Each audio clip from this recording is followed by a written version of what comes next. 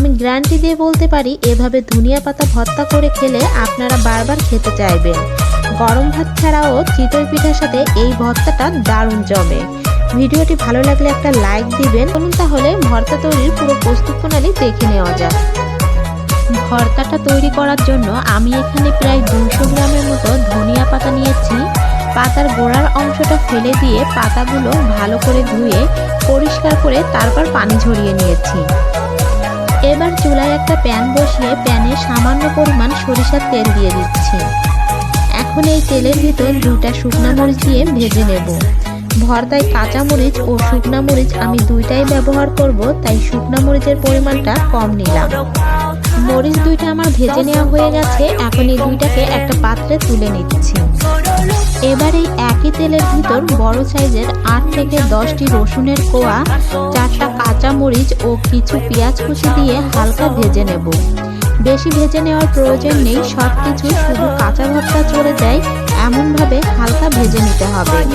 আর মরিচটা আপনারা আপনাদের স্বাদ মতন কম বেশি অ্যাডজাস্ট করে নেবেন, তবে ভর্তায় মরিচ একটু বেশি হলে খেতে ভালো লাগে। হালকা ভেজে নিয়েছি। এ পর্যায়ে এগুলোকে একটা পাত্রে তুলে নিচ্ছি। ভিডিও দেখে বুঝতেই পারছেন কিভাবে ভেজে নিয়েছি। বেশি ভেজে নিলে ভর্তা খেতে কিন্তু টেস্টি হয় না। আবার ওই একই প্যানের ভিতর ধনিয়া পাতাগুলো দিয়ে হালকা ভেজে নেব। বেশি ভেজে নিলে ধনিয়া পাতার কালারটা নষ্ট হয়ে যাবে, তখন দেখতে ফ্যাকাশে লাগবে। হালকা ভেজে নেওয়া হয়ে গেছে। ঠিক এই পর্যায়ে ধনিয়া পাতাগুলোকে একটা পাত্রে তুলে ভর্তাটা বেটে নেব। আপনারা চাইলে ব্লেন্ডারে দিয়ে ব্লেন্ড করতে পারেন, তবে পাটায় বাটা ভর্তার স্বাদই আলাদা, সেটা তো আপনারা সবাই জানেন। প্রথমেই ভেজে নেওয়া শুকনো মরিচ 2টা বেটে নেব।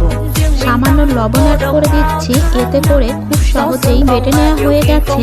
এখন এর মধ্যে ভেজে রাখা রসুন, পেঁয়াজ ও কাঁচা মরিচ অ্যাড করে দেব। আবারও মিহি করে বেটে নেব।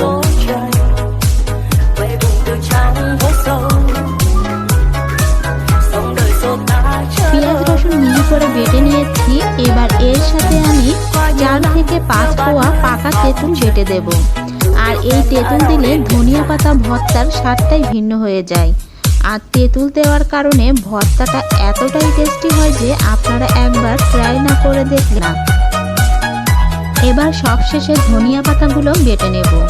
একটু সময় নিয়ে বাটতে হবে, কারণ ভর্তাটা মিহি করে বেটে নিলে খেতে বেশি ভালো লাগে আর দেখতেও সুন্দর লাগে।